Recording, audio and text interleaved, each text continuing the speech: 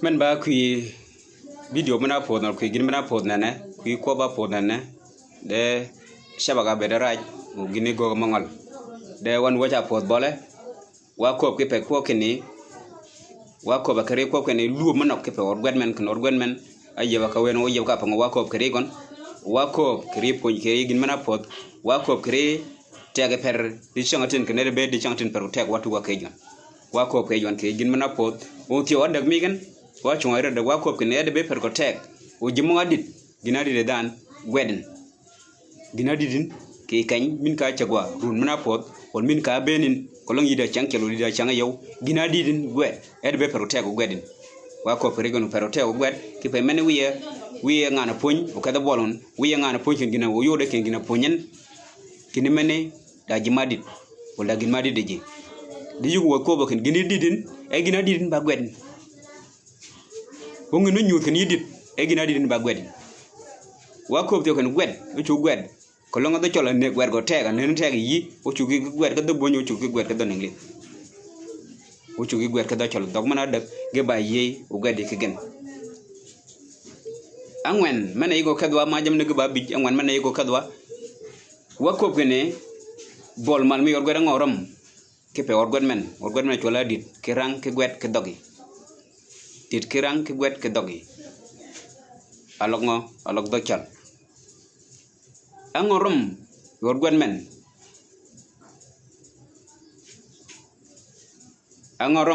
men ki pe uberen ginu romo da bok bango ginu romo yor gwet men ulgen romo ki yor gwet men no bok ki ye akel bakini gogmen gogmi puny gore ko bol go chet eba chung gogmi puny chiga pod bolgon eba chung men bagi jekel mena nude go ka bolgon korgon nude go korgon men gogmi puny ke dochal ke facebook ken ba chung chiga ke bolgon men bagi jek yo korgon men ndu ka bolgon yan puny ke dochal ndu ka bolgon ba chung ar yo migen korgon men ki ye ken ji chiga puny ga tila yo ji chiga pang ga burar yo kiyedi chang mogo bi kbol wala yedwad mogo bi bole ji chiga panga burario mogo pang mang no buradak gi chiga panga buradak mogo pang mang ne buradak mogo pang mane burakel baji mogo nuri adwar ken gedirin kel gwed kujgen ben chagen ji mogo adwar ken gedirin ko chol ben chagen mo ngin menganyen kel gwed go kujigen nu ni gweda di kujgen nyiranga di kujigen ji mong riya ci boy gen ko ponya waygen ben gino gog akel mena gi kel mena gog ar yo migen ki gel ji mo pang ki gel ji mo gini mo pang na ki ar yo migen ji mok adu angay do chol ji mo ngay do chol de ko dar ngedi din ke mengay ki ngay do chol ngay rang ngay gwet de ko dar ngedi din ke mengay go dar ke chik mi di getio ji mo ne gi ci ga ci boygen ji mo gi ci ga ci boygen ge ponya waygen adek migen ba ting poñ tingan wadekin o ponyen kada chol be ba ngade poñ mi da chol dide kada chol o poñ kada chol gimong na tiyo ge gwera wegen ge poña wegen ke be da jam mo poñ ji mo poñ da chol ge luñu kada ji mo ke luñu ge poñ ko lo ngi do rek ni yi poñ wi dit ke da chol o yu kat yiberi ba ngade poñ mi da chol mo luñu ji mo ke ge poñ ñi ngi gwedi kal tinga ba ting poñ mo da chol ko lo ngi do rek da chol didin yow be ngani ke gwero be ngani ke rang o be ngani ke link yo man ba diet yonga akut ariyaw riyaw akut mena yong chan baje mogo chel wal mogo do rek en gididin kiranga ben chagen ge ci ba waygen per ko teke pe gen ba chugrep runna poda bere gogo kaje kel o runna potio a bere gogiye unganyo jar ponyi manuel lwal ki Australia ni punto ko de chalo gok de runna pod gok be ba pang yi won kan kuy gok mena ba moga ba puny ji mo chel dit kada chol gok yi gon ya gok mena ba gok chik ya gok mena gok chik chola grama chola gwai gok meni ena bere gok kanya punye ji moga ngan de chol gingan gwet gingan rang de dot gidwar nge kada bolgen de ki pa ngo gogen ki ken ji moga chel dit gidwar puny ki pa da ji megi ma gonya go kon kan ga dwar ken ga diden kirang ka chol bene chagen da jemi gima gonya ga dwar ken ga puñ ga chol bene chagen go kon kan gine ga dwar ci buay gen go web ke jimo akel woye or gwa de ye ken ba ken jimo ga puña way gen jimo akel de gine nurto ba ken ruma nur jiwon won ci ruma kalo mal ba ken je ga do puñ en jimo ngay da chol go diden ga bol gen jimo ngay da chol ngay rank ngay go ga bol ga diden ga bol gen ke man duong o jimo ba ting puñ ga do puñ ga bol ga tew o go diden jamme gir no puñ gen ci ke jamme gir no puñ gen ke gine mo nyan da jamme nyan ti le gwet me nyan ke yit mo yung jamme gi mo puñ ji mo aba ting puñ mo da chol mo ga dar ken ga puñ gen go puñ ga da chol go lu ka jimo ke lu ga puñ o tew gine go gon pa ken wo puñ ne yo pa de wo puñ ne de ko langi dor ken yi puñ ñi ngi ci ga gwet ñi gwet ni ken ya ba dan me ben caga bung tiel gwet me nganyan wi cip kal ting aba a caga puñ yi cip kal ting a caga puñ bu ngin me nganyen ko langi ngan da chol yi ngan gwet yi ngan rang di dor ken ke boli yi ci ga gwet ken ya ngan gwet o ya ngan rang ne ya dor ken ya dida ka do ya ka bola ama gwet ba chung ko langi dor ken yi be di ba ngat puñ yi puñ yi ba ngat puñ yi ngan da chol li dor ken yi cip kal ting puñ ga da chol o yu luñ ka jima ke luñ puñ gwet ñi ken ya dor ken ya bera ya ba ngat puñ ya ngan da chol le do ken ya bera ngat puñ ma da jam mok chik mo puñ ting ba ting puñ mo ne ben jimo gana dag wala kud mo gana dag a kur ke kalen do da bera nyuti mo wegen ka umen ke puñ ka mo dit ka yu ken dagin ma diden ke pe ken ka kanya kel ma wo ba wo chung ka je ke pe ken yi ke kanya kel do da bera nyuti mo wegen nyuti no mo wegen mo weg jimo ko chel dit nyuti mo weg nut jimo godi ngo jimo ngañ puñ jimo ngañ da cholo ge ke bol gen nyuti mo weg tinga ba ting puñ nyuti wanga awang shada chola shada wal certificate mo wegi bo mo wodi puñ ni sagar mo ngin mo wegen de ki gini mana nut yiwon bene ruma nut yiwon bene khotam mi won bene planning mi won mana nut ki wor gwat nañ ke pe chang mo bi ko bol wal ke be duat mo bi ko bol bene gino kit ba gogan man ba geje kel meno kit ba gogan per ko tek o gino per ko tek o gok tiyo men ni kulunga ka go ke gini kay ket gon de do be da messenger yo da kaj me yeb ma ñi ngor gwat men ke messenger gol ke whatsapp kepe genu yeb ke messenger o kepe genu yeb whatsapp yin ñingi do da gwede yi ragami do da wori yan ragami worian ke messenger e ragami whatsapp mi kay ko ka kobin kepe kanya ba kay tinga a cel dir ke da chol wala do dir ke da chol gi ci bo waygen tinga ngan da chol le do ke da bol gen u ci waygen go ba kud me waygon ke whatsapp ko ke messenger o tinga do ke ne geber ge ba ting puñ go ci bo waygen kepe puñ mo gir go do puni kay ne bo ngokit me duong me go kay menu bera mi jiben de men ba mi ting puñ ke chik o tinga do ke gidi ke da chol go ke da bol ke edit ci bo waygen ke messenger wal ke whatsapp men ñi beri jor kepe da jam mo go puñ ge do da nen e ge puñ e ge do da gwet da jam mo do puñ ge ci ga gwet pede ke ne ken gu puñ ke dogone kernon ki beda ji megir mo do ken gu puñ o lingen o gwet yo mo no gwera di yo mo no gwera di ngo men ti o do da ken o ber gwera kan o gwera ken ke e messenger wor ke whatsapp men ben ginu ke beggo o gol cha ke bolgon ba chung o ginu nu ki yote ko gwera ken baken o gwet men ba chung ni ga ko ba de nu cha ke bolgon bene fulane mi gon bene vision mi gon bene room gina romon ke pe bol mal mi on gwet men chang mer bi ko long mer ba bi nu ci ka puñ ke yede kaj mako de yede kaj mako de ci ka puñ ke yede kaj mako ne ci ka puñ ke yede kaj mako ne ci ka puñ ke yede odu yede pod mako de ko long pod man de yanan dida ji mo do de puñ ke no go puñ chet ke way ke wok ke ci ka puñ ke wok ko long pod mako ke le da ja dida ke ba ka banga uma go won ke da jo puñ me ko la ting puñ mo do chol me do ke puñ ga mo ke puñ ga do chol o mo ke dit ge ka jimo ke lu ni puñ ko long ga yang australia do be ting australia ge ni ka be chang ay wol chang dag mo puñ gen e ngane nganu ke kan digen ko long ga yang america do be dan nge ting puñ nge de kel me kwa ngi kal ting puñ je yo mo kwa ngi kal ting puñ mo puñ je mo ne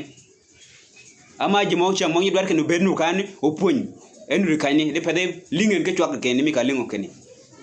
jimon mong na tiyo ba dir migen ogo pun de ke ba chu kit be pun e jimo mujen ke ba ting pun yigen mujen wol jimo mujen ke ba ting pun yigen mujen go pun ke shik ni jimo go pun ke yoma bedi ora jam ti mo pun jimo ne dara yori yigen dara pun jimo ne mod ogo dara be je mujen yan yina mujri kenya banget yak ye ci bakagn wala ya gogog man wala gogog man ka goge naw ca bere doj ki pare wa bene tiaw rum mo no yiwon wol bol mal gina rom kepe bol mal ko gomen visions o roya mi o gomen bakini ba chungu kan ci ka kay bol gon ci kay bol ci ang mer bi ko pode or gwed menni or godmen ci ka gwed ci ka bere or god ma dum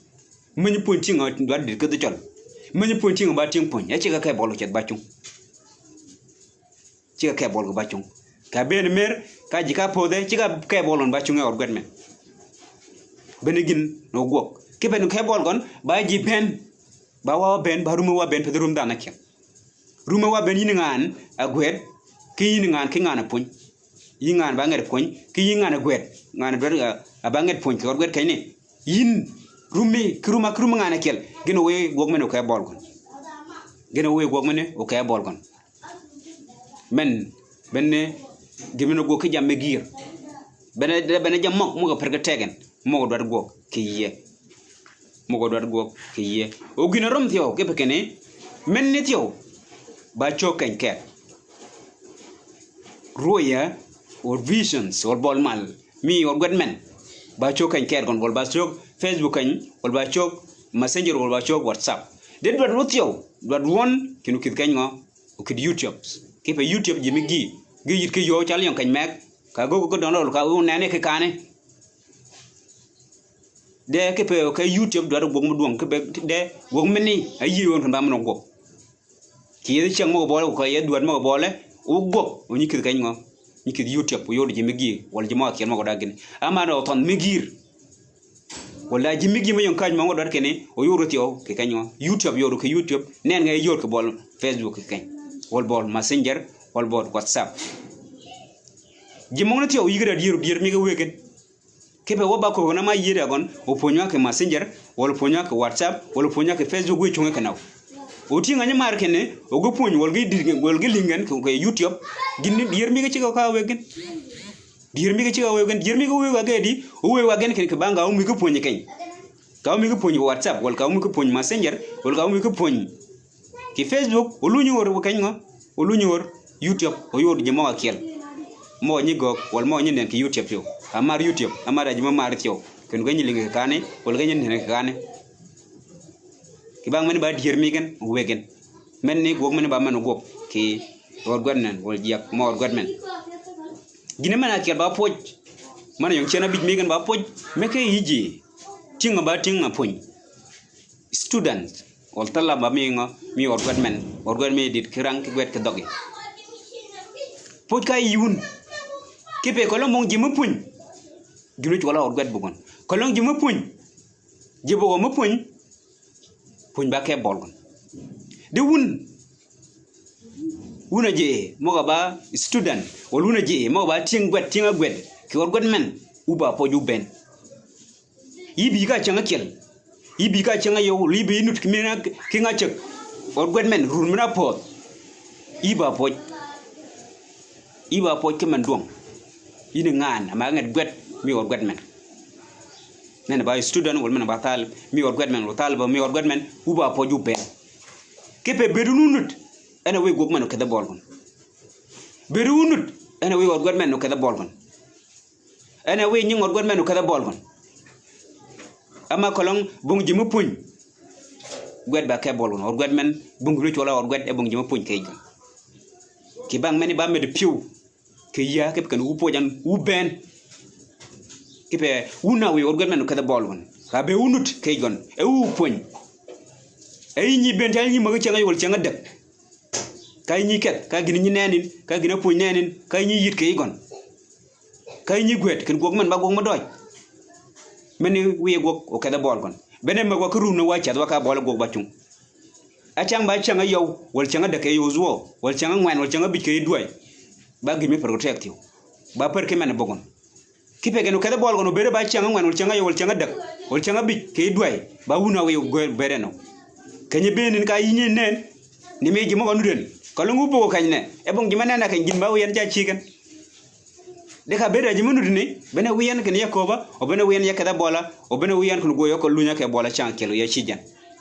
achang da jamigi achang da rang migi atang da jamigi mo yong orgon me we orgon ma kada bol ka be wunut orgon ta kay bol man wanke ne ka be yinut yishika kop kene kay bolle ka be yinut shika kop kon orgon be kada bol gon gog mana gog orgon doj kibang mani uben uba poj uben uba poj kemen duang poj mo akel teo kay jimo nyukuny ba jimo nyukuny ba jimo nyichi ki orgo de kany ke Facebook kany ga ponya kany kere run mena pot da jimi chi ke chi mate bero tek yaken gog mena gog orgo nan ba gog mate ke bolun mene ba da kel men ba kel jimo kuny kolombo kuny jimi chi ke gog mena gog doj ka di bolgen ngana puny ma gina roman ba ken gog men man ponyen wor ponyen ponyen jibadi gin me gog gina gogan berde gin me doj de ka punyin gol ka chi jin ken gog doj ke da ngani bolgon man wanke ni ba gijmi doj meni ba kunki yi ka kunyi ti okurum kenere ba gogene ka gogene men ba gijmi doj chew men ba kunki yi men ba jimo ko nyor gwen jimo rum jimo ni ko pen gog men doj ket boli ba jimo ko nyor gwen bu ba poj jimo chew mo ni ko pene gog kene ka gog yo mabene yiba pochew jimo ni ko wonti jimo ka rumun kene puny pang jimo puny o mok abating acherchek adwad dit akuj do chol kirang ke gwet chibe wegen uba poch gene yigi rumti o mena ko kene jimo ngai do chol ngai ra gwet de gado ngedit chibe wegen uba pocho jimo ko wonti jimo di rum nga bikini or gwet wol tingo ba ting puny gen go ci boy gen uba pocho ke pekene rummak baru makali jiben fadrum ngana cha gor wet ken de baru makali jiben ke bang mene jimo ñu ko ñor gweda ko be anana uben uba poch uben char ke man dong ba me de piu wona wi or god men o ke de bolgon ena wi or god mo ke de bolgon tinga ñu puny ko or god men ke ji mo ñu ko or god men ke yedrum mogan ki yede poj mogan ki yede chi mogan nya chi gen yede chi mo nya chi gen ki ji mo ni ko nyorgon men ki bang nen ka nen gan yan kan long yi nen ki gog men ibadan kel men way gog men ka da bolgon ki pe ngan apuny ka nen ngoje jinut minut ni mi ka begene wi en ka da bolgon ki gog ki bang men yiba poj yi ngan nyibi o wokid mi kolonga sa wal nusa we yin yibere kany yiba poy kepa yina we gogmano kada bol kolong yinut ay nyi ben agino we ngana ponyu chogba bi kolong jimo nyi ne nut jimo nyi ponyu jimo di nut jimo chi nut agino we ngana pony o choba ke bol ata jang da jam migi mi chunga bol pony wal bol gor men ciga ke bol ko banka be hund ke bang be nut ke banka nyi benu benen ke banka nyi chi jun ke banka nyi ko bon gog doj ke banka nyi muju kurum uba ko ju pen sar ke man dong ba met pio poj mo akel tio ka i jo pon mo ba jo pon mo do chol mo pon ke do chol ke yeda kaj mo ko ban jo mo ma jo pon mo do chol mi gir mo pon ke yeda kaj mo ban mo nu pon ko wok e pe de Facebook mo nu pon ke Facebook yo mi ajal pon man wal ke lal ke jo mo akel no pon ke do chol ge ben tio ko ba poje ji mo ne tinga nyi pon ke do chol ke yeda mo ko pon ko wok wal mo pon ke Facebook wal mo pon ke yeda kaj mo ban ge ben ga ba poj poj mo kay yigen poj mo biye yiwun hun jimo nyu pon ka do chol yed kañ mo ko ban ben ke jimo nyu pon do chol o nu dikañ amara jimo mo nu dikañ ki or gode kañ ge ba ting pon mo do chol de ge nu ge nyinen ka ga nyi kunchang mo kene ka gij mek nyi gwed gen ka gwere jamol ka bera ching mo mujol ka bera gnu pon ka gni nyidit ge tio mene ba gij me do shar ke man do ke bang mene ting ba ting pon mo do chol tio aban ke yet kan mo ban ge ba po cho ge ben ke be kun men ñu kun gen kanyi be raja mo men ñu kop gen wol ke be raja mo men ñu dit gen wol kanyi ci ge ji mo ga kiel mo nut ki yor god men jamok ba jam ma perga tek mo ga yege gogwa ti changatin ki bang meni wan wo cha ke bole ni ga ko batin bo ba chung kri gog men acha da jam mi gi mi chung ko bolot god men or god men cha ke bolon ba chung ke pe ken or god men chung ba ngana puñ ki ngana puñ alok yan ngana puñ wol jal puñ mena puñ ki yin ngana puñ ki yin ngana ling ki yin ngana ci ki yin ngana mujrumi ama ka mujrumi o chugo bere rumi gena wi gog meni wala wi or gwedo kada bolgon ka chiji ni chugo bere chiji mi ena wi or gwedo kada bolgon ka beri no yin ngana puñ ena wi or gwedo kada bolgon ka be ngana puñut ena wi or gwedo kada bolgon jamma ko ni benga jon ka jakir ngana chi ki ngana puñ ki jimo ling ki jimo mujrum ngen jimo gana ngwan gena wi or gwedo kada bolgon gena wi or gwed o kada bolgon ki yo mena badir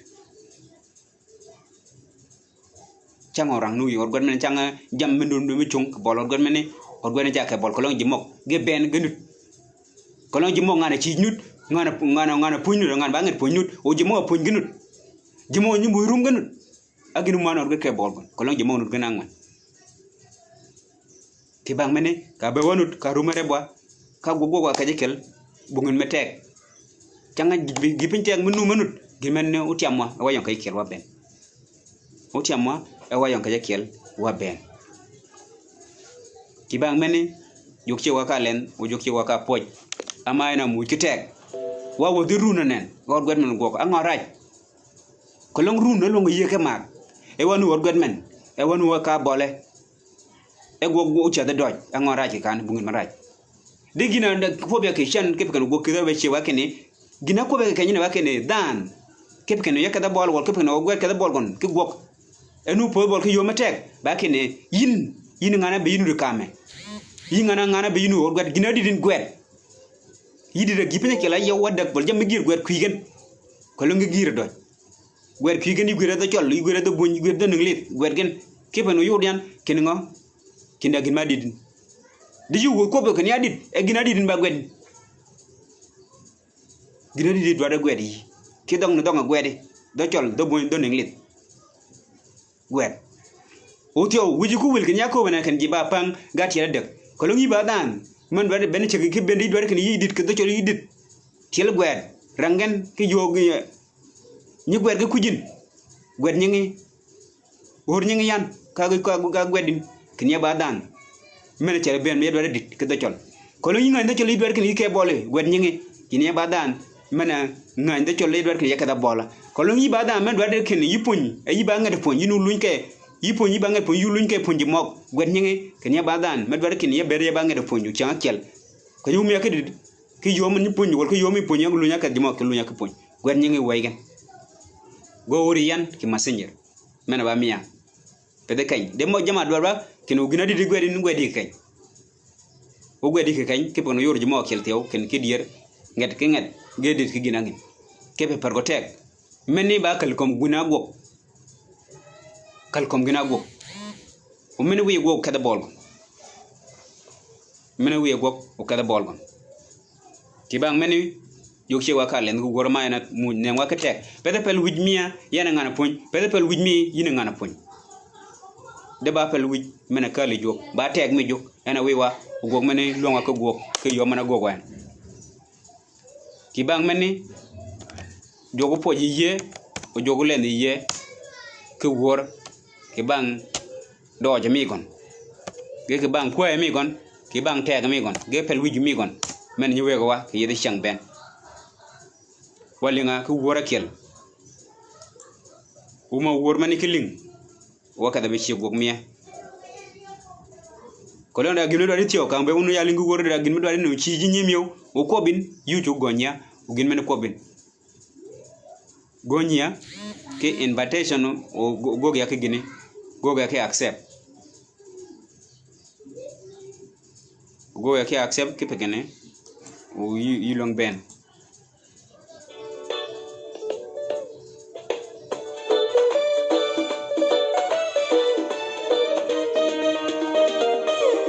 men ba wor be jog ma le ma jog dara le ni ye ba chang tu de chang ba chang mere pe de chang jog dara le ni ye ama wa yen wa cho jen ga per gol ke ben jimo kel ni do ke ben o dier ju do jimo kel ga yir ke ba nga wa cho ja jog wa yen ja jog o ba jimo kon ka wa cho jen ke ben wa kal kom lab wa nengen ke pelu wa nengen ke dit o jimo kel ge nengo gulu nya ke nen ti ya le ni ngi joga ma ya ye ni ye cho yin ka per ya le ni ngi joga ma ya ye ni na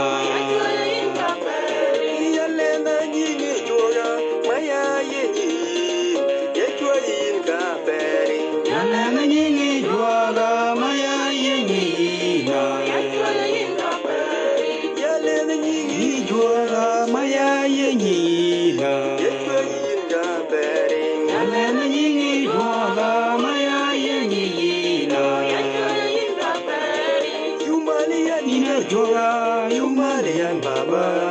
Yumalian Orada, Yumalian Baba, Yumalian Orada, Yumalian Baba, Yumalian Orada, Yumalian Ina Joga, Yumalian Baba, Yumalian Orada, Jesus, Yumalian Baba, Yumalian Orada. Yumalian Baba, Yumalian Orada. Ya le na nyingi joga ma ya yin. Ya chojin ka pere. Ya choj joga ka pere joga ban jogo wa kiedi yit mo ban jogo ga yit mo ban. Pede yo akel la yit mi mo go jog. Ka nyu ta dan ngane diden. Ogi ne ba dir yoren man ba jo ti on per go tek. Ya le ni na joga. Ilelian ya Maria, Ilelian Orada. Ilelian ya Maria, Ilelian Orada. Ilelian ya Jo, Ilelian ya Maria, Ilelian Orada. Yes. Ilelian ya Maria, Ilelian Orada. Ilelian ya Jo, Ilelian ya Maria, Ilelian Orada. Hallelujah. Praise the Lord. Malwa joke mere pede.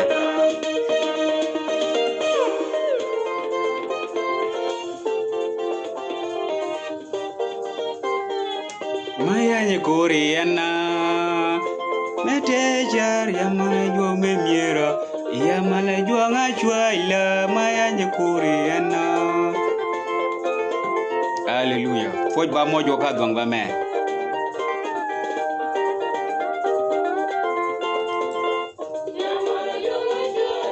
Maya Koreana Yalinga moga kelin Ina nyiram yanwo Maya pangitain Yalinga moga kelin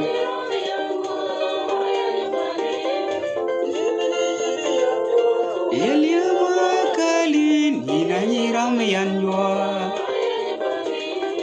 Yachele ya utia mo, yachele ya umenyo. Nyingi nyidu dwang ma ina kum kiria. Poj ba mo jwo ka dwang ba me. Ki bang doj mi jwo ki tega mi gon, ki mad mi gon. Ki doj mi gon ki kome wa ben. Ba med piu di chang tin, jwo len wa. Kuruma ben. O jwo len wa ki pede ben. O jwo len wa ki bang ki doj. Mo nyu gen. Ki pe ko long pede jwo doj. Chang men. Wa ben yo gwan je. Ko long pede jwo doj. Gog mo go wan ben ki teg mi jwo. Ki pe luj mi na wega wa. Wa ber long gog ki gog mo go wan. De ki bang teg mi gon. Ki bang doj mi gon, ki bang medro mi gon. Bena nengo wa ki pe lu wat. Awi wa jwo kene wa bera wonu bol gon nyila na ki yede chang ben. Ba ki bang doj me. Ba ki bang maro me ba ki bang medro mi gon. Jog ba jog mo do char. Wi wor men kalo a gog mi chigwa. Wa kana ku wor kel gog mi chigwa.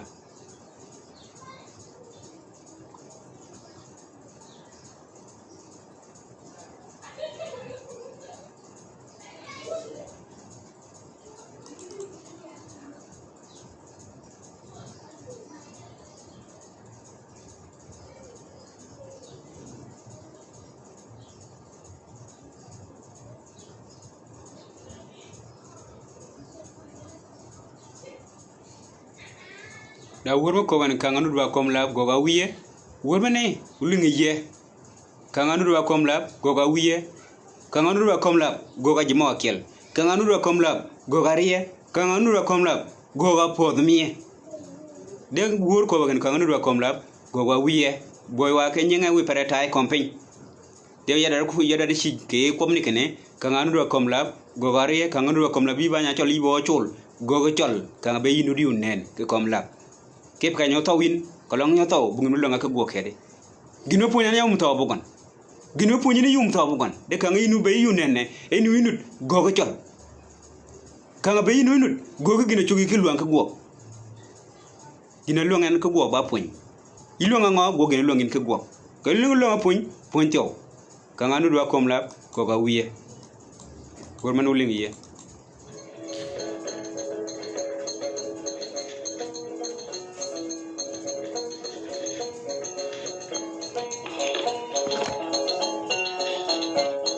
ata duang baju ge walem yo wago wen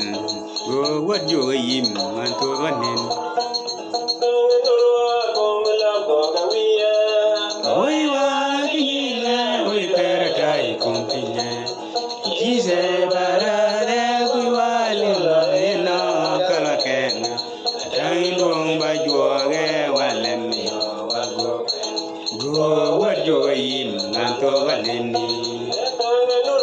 Mula boa wiye, boy wa kinyina we pere kai kompinya. We wa chola ena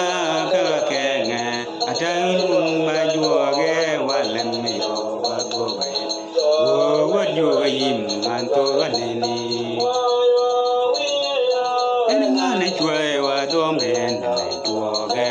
domen chua wa ya chua Manan bera choi, kayam kud bera hiji wiye. Manamal bayina, wadom hen na juage, goman junga choi waya, miya choi bung choge wiye ya. Manan bera choi jo, kayam kud bera hiji wiye imo nganamal bayina. Kanga be wanu de kom lab una nyimya kanga be yunen we jogogwa goga jog kurume ben ke pede ben ke tege ben ke dele ben jogdo da gogo ye kanga be wanu ro kom lab e wanu do nen walok wade chol ke nyole chol mie mege ke wege ko wade ge do da gogo ye penye do da gogo ye jimo ge do da gogo ye ke yo mana ban yit ma ban yida yit magi ma goga gan ma kunywa ke pe men ba yo me lincho ke yo mek kolong dogo uwan dogi uwan eba yiba ko gon man wanken bungu chola yin gin me chola dog chol bog munut bogon chol nut kere dog mi gon chol nut kere kong mi gon chol nut kere ber gon ne ba chol nut kere pin gon de kolong pin chol nut o dog chol bogo munut me ko kay gon dog chol taw dog chol uwan ba chugo chola ba chol jur ba jur kere dog mena kop gon juru chola ba jur kere dog mena kop gan kibang menni wa ba chol ki dog mi man ba dog chol dog mi man ba dog chol ena ber wa ba chol kire kolong dog mene ba didwa kolong dog mene ba yudwa kolong dog men ba nyudwa mo ba chol mo kujwo kolong dog men ba nyudwa nyole kolong dog men ba nyudwa jimo akiel cha ke bato de kanga be wanu kom lab dog mene ba wi wato chiga point bene chi juwon ke kabe wanu kom la goga wiye goga jogo ka yin mo ban goga jo wa chi jariye goga jo wa tingariye mal goga jo wa khanyariye goga jo ki yin mo ban mo gogi ama jo ka gogo piwo chamin kibang mene bene mo ba yong chan chi jan ki chan bene mo ga chi ja ki chan u benu gi jo bere kome wodo yit ye chang mo bole de wa yit ka pun menyan ki jama kamanan jama kamanan ga dole pil ye jamo gana de ga dole akud mo gana dok ga dole ci boy ga men ci boy gong nek bok o kada bol gon wong na gok o kada bol gon meno kom won meno nyukam ki Facebook ga won meno nyukam ki kawr gren kada chol ba jamo kel mo dol kan jidiren je ben amade chang meno weje nyibi ga ben nyipo ni kay kel ga ben eda jam me pergotek ma do ken gidi do ka yekil ko lo ngana chel de chol wol ngana ngande chol wol ngana ba ngat puny adwar ken be ba ngat puny me de chol ta jam me nye bo kanyo benda chang men ore bu jam gonyi kama ke i Facebook kan do bere chang mi puny men ba chang mi ji mo che dit wol ma da dit ke de chol ay abene chegen ge ci boy gen be chang mi ge yang boy gen chang mo ngi mo ngande chol de do ke ka da bol gen chang mi ko be ya boy gen o chang mi ji mo dar ke ber ke ba ting puny chang mi ko be yang boy gen de jam ni ge go wa ke Facebook kan de men web ji ben no kalo kan men web ji ben no kalo kan de men je no go wa ke Messenger o go wa ke WhatsApp go wa Messenger go wa WhatsApp ke bang mene be riet yenwa bedwa riet yenwa o ba wa ben o go meno ka da bol kon ke bang mene wo chungan yo chungan u ben u ba mat pojo mojo ka do ngami gon jimo ga bien ki ngani jimo ga bichan treza ki jimo ga bichan ben gwang kur papit tiba mat ki pe bene ji ben u ba ye u be dundu kan pojo mojo ka do ngami gon yukal ko mo ga yege ko ben yak en ko kare video ma ken kan tunde cheba ga be radio gini go mongol kal ko mo gni pergetek to gilingin ka ga bi kemen ka gine pergetek we go nyagin ki jimo akel mo nganyen chol nu kane o chol nu mudo de kane mo ga kamoen ki mo ga po gonya kegen gonya gin ke jimo ni ben meri ba mat ibi chong pojo mo joka do ngam do waja ke che gog me yukal ko gog mana gogwa o wa beno gedje julia iba mat julia kima do iba mat pojo mo joka do ngam gon wa ben wo ged jok ku bere kome wo chung ken wodo yide chang mo bole ke bang tek mi jok ke do mi gon ke medro mi gon ke kome wa bene